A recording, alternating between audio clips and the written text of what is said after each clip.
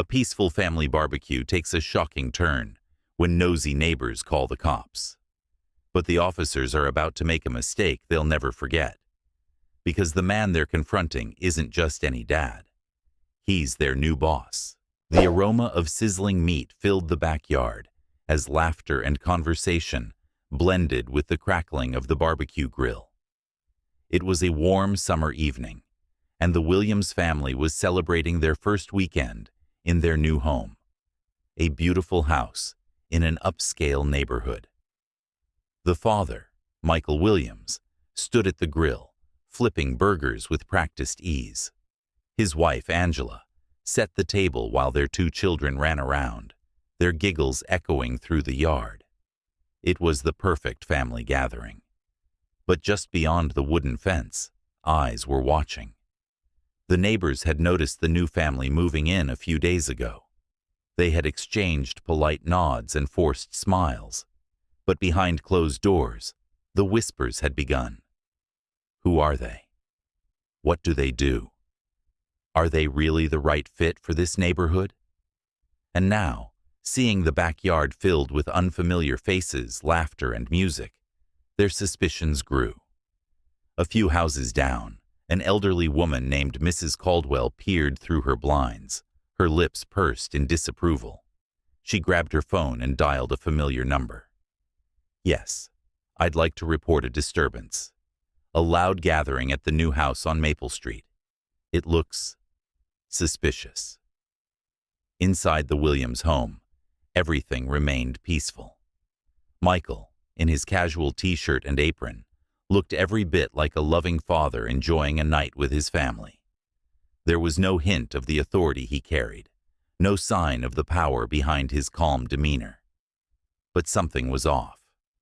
A teenage boy, one of the guests at the barbecue, nudged his friend and whispered, "Did you see that car slow down in front of the house? That's the third one tonight." Another guest, an old friend of Michael's, noticed a woman across the street staring at them while pretending to water her plants. He chuckled, shaking his head.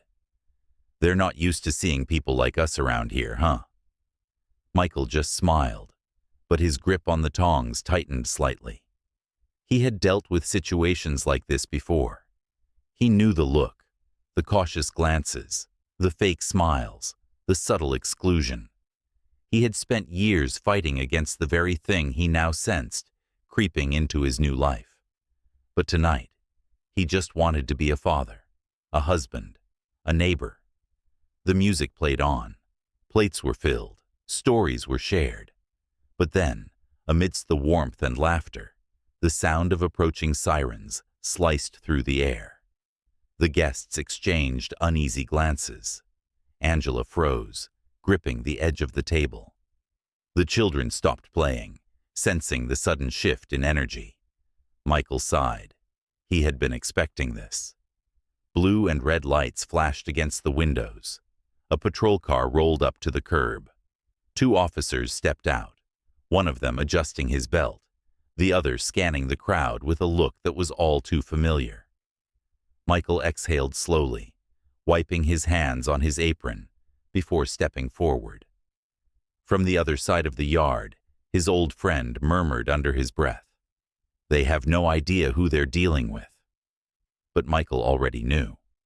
The question was, how long would it take for them to figure it out?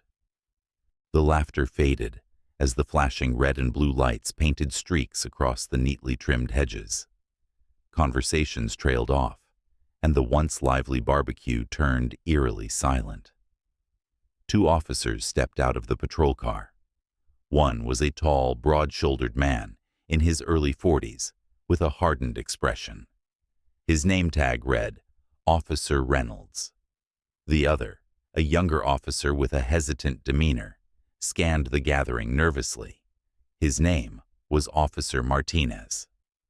Reynolds adjusted his belt and took a step forward, his gaze sweeping over the backyard, like a supervisor assessing a crime scene.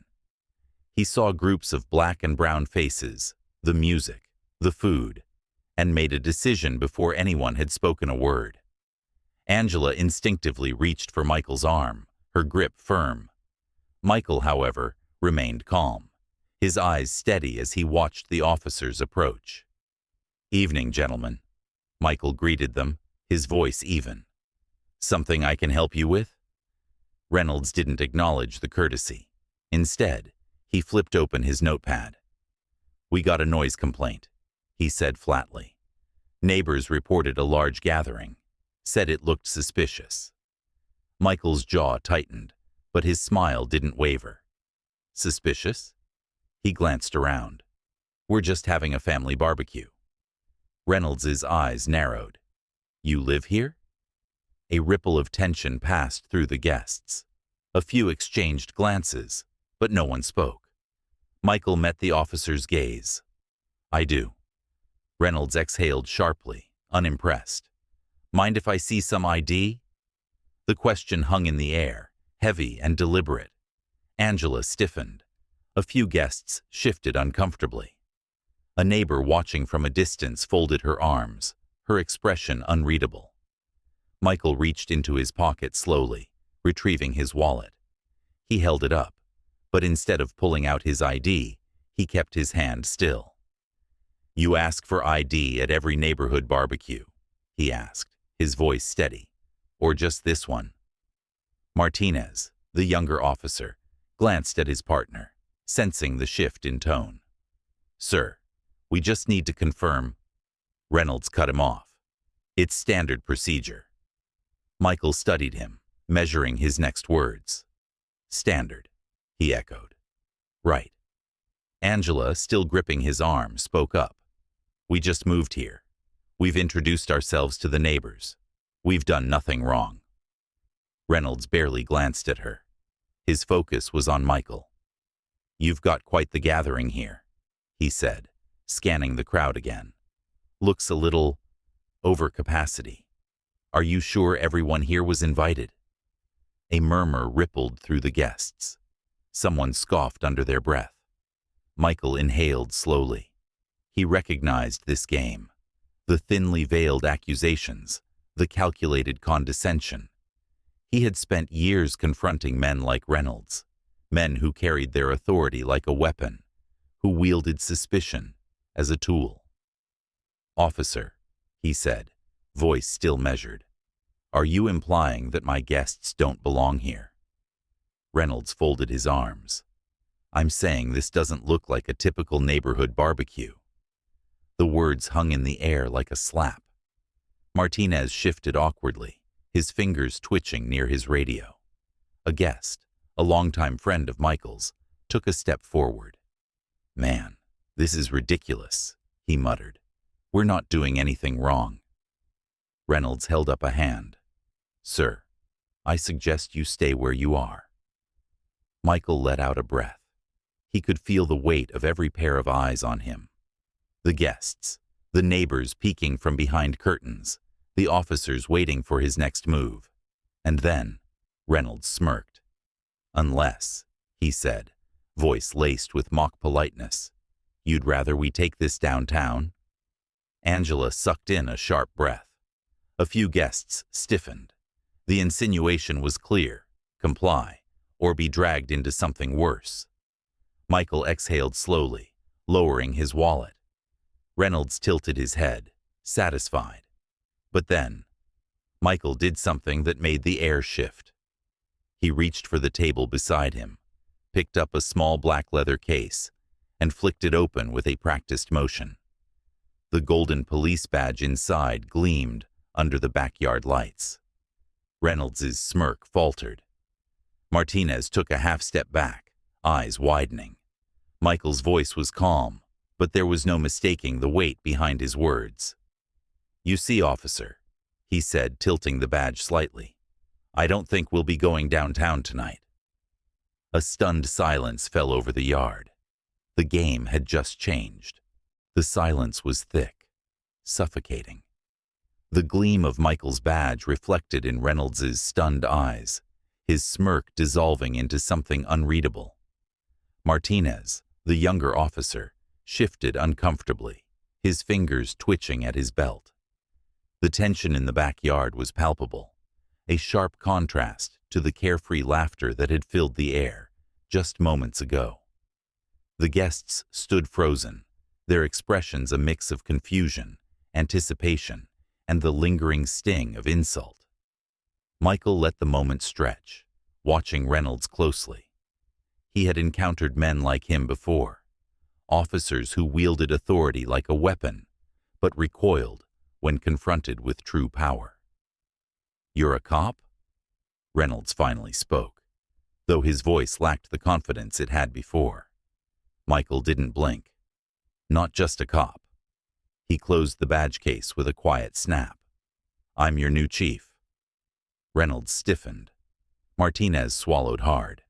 From behind them, a few of the nosy neighbors had stepped further into their driveways, their curiosity now morphing into open shock. A woman who had been pretending to water her plants froze mid-motion, gripping the hose so tightly that water spilled over the pavement. Angela, standing beside Michael, folded her arms, her earlier fear now replaced with something sharper: vindication. A murmur rippled through the crowd. Someone let out a low whistle. Reynolds, for the first time, looked unsure. He glanced at Martinez, as if hoping for some sort of guidance, but the younger officer was already a step behind him, his posture visibly tense. Michael stepped forward, slow and deliberate, closing the distance between them. "Now," he said, voice steady but carrying the unmistakable weight of authority. "Do you want to explain to me why two of my officers are interrupting a private gathering based on nothing but a suspicious call?" Reynolds's jaw clenched. The defiance in his stance hadn't disappeared, but it had dimmed, overshadowed by the realization of his mistake. "Sir," Martinez spoke up first, his voice careful, "we were just responding to a complaint." "A complaint about what?" Michael cut in, turning his attention to the younger officer. "Because last I checked, having a barbecue with family and friends isn't a crime." Martinez opened his mouth but hesitated. He glanced at Reynolds, unsure if he should continue. Reynolds straightened his shoulders, attempting to reclaim control of the situation. "We had reason to investigate." "Reason," Michael repeated, his tone deceptively calm. "What reason was that, Officer Reynolds? Be specific." Reynolds hesitated. He knew there was no good answer. The silence stretched. Michael took another step forward. "Did you assume something when you pulled up here tonight? When you saw my family, my guests?" He tilted his head slightly. "Did you assume we didn't belong?" Reynolds's face hardened. "That's not what I said." "No, but it's what you meant." A few guests nodded, murmuring their agreement. The tension was shifting. Michael wasn't just defending himself anymore. He was standing for everyone who had ever been in this position. Reynolds inhaled sharply. He was losing ground, and he knew it. His eyes darted around as if searching for an escape route. Michael didn't let up. "Tell me, officer," he continued, his voice still maddeningly calm. "Would you have asked for ID if this had been another barbecue? If my family looked like the ones in the houses down the street?" The question was a knife, cutting through whatever weak excuses Reynolds had been crafting. Martinez took another step back, distancing himself from his partner. Reynolds exhaled sharply through his nose, his fingers twitching at his sides. His arrogance, his smugness. It was all unraveling. A few of the guests exchanged looks, recognizing the slow, inevitable collapse of a man who had overplayed his hand. Then, from the back of the yard, a voice rang out. "So what happens now?" It was Michael's old friend, the one who had stepped forward earlier. His arms were crossed, his expression expectant. "Do we pretend this didn't happen? Do these officers just walk away like they didn't just try to harass the wrong guy?" Michael turned back to Reynolds, waiting. Reynolds shifted uncomfortably. "We were just doing our job." "Were you?" Michael's voice was softer now, but more dangerous. Because it looks to me like you were doing something else entirely. Another murmur from the crowd. The weight of the moment was pressing down on Reynolds, suffocating him. Martinez, sensing disaster, finally spoke up. Chief Williams, we can radio back to dispatch. Let them know there's no issue here. Michael held his gaze for a long moment, then nodded once. You do that. Martinez immediately grabbed his radio, stepping away to make the call. Reynolds, however, remained frozen. His jaw was tight, his pride fighting against the undeniable truth of his mistake. Michael studied him for a moment, then said, I suggest you leave, Officer Reynolds. For a second, it seemed like Reynolds might argue. But then, with no more ground left to stand on, he turned stiffly on his heel and marched back toward the patrol car. Martinez hesitated, then gave Michael a small, respectful nod before following. As the officers got into their vehicle and pulled away, the silence in the yard held for a few more beats. Then, slowly, the atmosphere shifted. Conversations restarted, tension loosened, and someone even let out a chuckle. Michael exhaled, rubbing the bridge of his nose. Angela reached for his hand, squeezing gently. You handled that well, she murmured. He gave her a small, tired smile. I shouldn't have had to. His old friend clapped him on the back. Hell of a first impression, Chief. Michael huffed a quiet laugh. Yeah, welcome to the neighborhood. But as he turned back toward the grill, his expression darkened slightly. Because he knew. This wasn't over. This was just the beginning. The police car disappeared down the street, but the weight of what had just happened still lingered in the backyard. Conversations resumed in hushed tones, and though some of the guests tried to shake it off, there was an undeniable shift in the atmosphere. Michael exhaled slowly, rolling his shoulders, trying to ease the tension that had settled there. He had dealt with situations like this before, too many times to count, but it never got easier. He turned back to the grill, flipping a burger as if nothing had happened. But everyone knew something had changed. Then, a slow clap rang out. It came from just outside the fence. Michael turned, his eyes narrowing. Standing there, leaning casually against the wooden post, was a man he hadn't noticed before. Gregory Turner, one of the most influential members of the neighborhood association. Wealthy, well-connected, and always impeccably dressed. His neatly pressed polo shirt and expensive loafers made him look more like a CEO than a neighbor. Turner smiled, but it wasn't a friendly smile. It was calculated, cold. Well, he drawled, stepping forward. That was quite the show.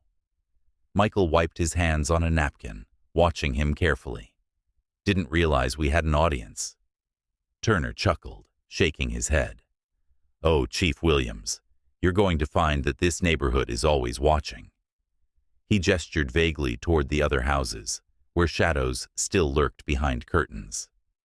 People like to know what kind of people they're living next to. Angela moved closer to Michael, but he gently placed a hand over hers, signaling her to stay calm. Michael tilted his head slightly. You mean the kind of people who have families? Who throw barbecues? Who move into homes they worked damn hard for? Turner's smile didn't waver, but his eyes gleamed with something else. Let's not get defensive. I'm just saying, it's important to maintain a certain standard around here. Michael felt the guests around him shift, their unease growing. Turner wasn't just another nosy neighbor. He was something worse, the kind of man who didn't need to call the cops because he already owned them. Michael let the silence stretch, let the weight of Turner's presence settle over the gathering. Then, he took a slow step forward. You know, he said, his voice smooth, measured. I did a little research before moving here. Wanted to get a sense of the place, of the people. Turner's smile twitched. And I came across something interesting, Michael continued. Turns out, this neighborhood has had issues before. Turner's expression darkened ever so slightly. Families mysteriously pressured to leave, calls to the police for disturbances that didn't exist. And let's not forget the little problem with the last police chief. What was it again? Michael snapped his fingers, feigning thought. Oh, right. Corruption. A hush fell over the yard. Turner's fingers curled slightly, the first sign that Michael had struck a nerve. Michael stepped even closer, lowering his voice just enough that only Turner could hear. I think you and I both know that things are going to be different now. Turner held his gaze, his confident facade cracking just a little. He exhaled through his nose, then plastered on another smirk. We'll see about that. Then, with a slight nod, he turned and walked away, disappearing into the shadows of the street. Michael watched him go, his jaw tight.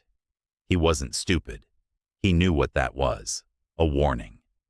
But Turner had underestimated one thing. Michael wasn't afraid of him.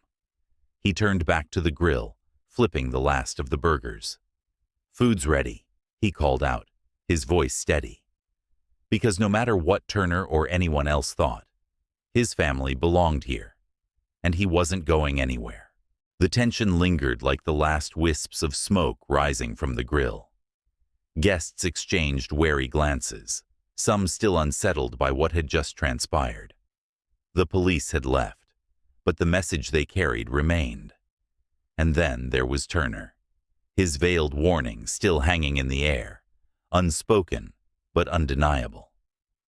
Angela let out a breath she hadn't realized she was holding. She turned to Michael, concern etched in her face. Do you think this is over? Michael wiped his hands on a napkin, his expression unreadable. No, he admitted. But that doesn't mean we back down. His old friend, the one who had spoken up earlier, shook his head with a dry chuckle. Man, you've been here, what? 3 weeks? And you've already pissed off the neighborhood elite and made the cops sweat? He clapped Michael on the back. I think I like it here. A ripple of laughter eased some of the tension, and slowly the guests began to relax. Plates were picked up again, drinks were refilled, conversations restarted, not with whispers of fear, but with something else. Pride. Across the yard, one of the neighbors who had been silently watching finally stepped forward. A middle-aged woman, hesitant at first, but then determined. She cleared her throat, glancing toward where the patrol car had been. I didn't realize how things really were. She looked at Michael. I'm sorry. Michael studied her for a moment, then simply nodded. It's not about apologies, he said.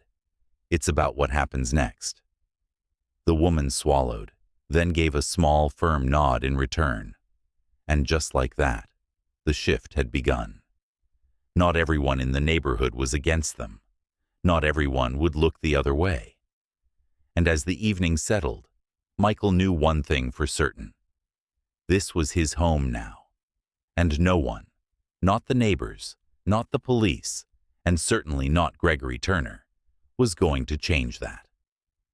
The last of the guests slowly trickled out, offering handshakes, hugs, and words of support. The night had started as a simple family barbecue, but it had become something more. A statement. Michael stood on the porch, watching as the neighborhood settled into its usual quiet. The streetlights cast long shadows, and for a moment, everything felt still. Angela came up beside him, slipping her hand into his. You think they'll try something else? She asked softly. Michael exhaled, a small smirk playing at his lips. Turner? Probably. Guys like him don't like losing. Angela squeezed his hand. And you? Michael turned to her, his gaze steady. I didn't take this job to let men like him win. Down the street, a curtain shifted. Someone watching, waiting. But Michael didn't flinch. Let them watch. He stepped back inside, closing the door behind him. This wasn't just about a barbecue. It never had been. It was about belonging, about standing your ground, about proving without a doubt that no one gets to decide who does or doesn't belong. And this was just the beginning. Now, let's talk about it. Have you ever been in a situation where someone made you feel like you didn't belong? Drop your story in the comments. Let's get this conversation going. And hey, if you want more stories that make you think, that make you feel something, hit that like button, subscribe, and turn on notifications. Because trust me, you won't want to miss what's coming next.